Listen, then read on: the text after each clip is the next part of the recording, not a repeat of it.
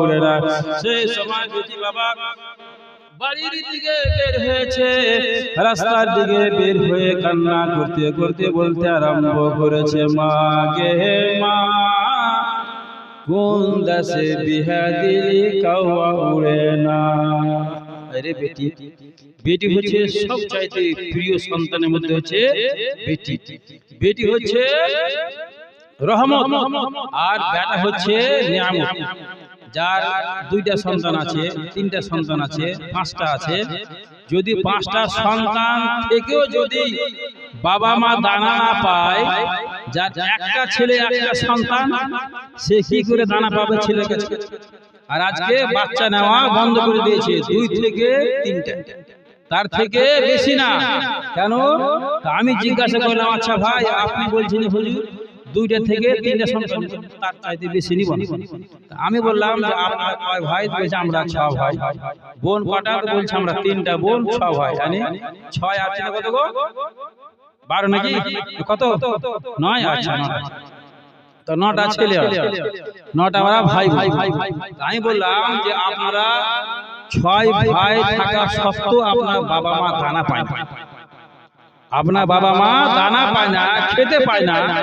তো আপনার যে একটা ছেলে রয়েছে, আপনার একটা সন্তান রয়েছে, তো আপনার কি গ্যারান্টি আছে যে আপনার ছেলে আপনাকে দানা দিবে? 6 ভাই থেকে যদি বাবা মা দানা না পায়, একটা ছেলে আপনার আছে, আপনার ছেলে আপনাকে দানা দিবে? আপনি যদি বাবা মাকে দানা দেন, আপনার ছেলে আপনাকে দানা দিবে না। তার জন্য বলছি আর কি, সন্তান এমন একটি জিনিস যে বাবা মায়ের সব চাইতে ক্লোজ বন্ধু, আর সব চাইতে ভবিষ্যতে সাহারা হচ্ছে ছেলে এবং মেয়ে। মেয়ের বিয়ে দিয়েছে বাবার সাথে, ধামনগর ভাদ্রাকে বিয়ে দিয়েছে। তো মেয়ে যেখানে বাড়ি, বাবার বাড়ি, সেই জায়গায় কাক কাওয়া সব কিন্তু উড়ে। আর এমন জায়গায় বিয়ে দিয়েছে ওখানে কিন্তু কোনো কাক কাওয়া কিছুই উড়ে না। তখন মেয়ে বলছে, মা গে মা কোন দেশে বিহা দিলি কাইয়া উড়ে না।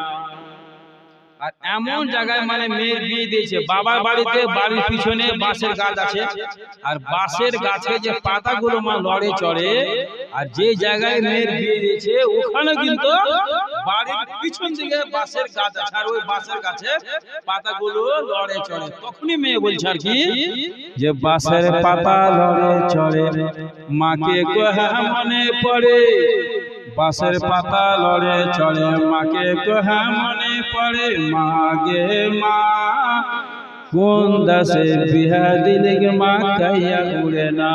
বাবাজি ভাইরা, ছেলের বাবা বিয়ে দিয়েছে, বউ বাড়িতে এসেছে।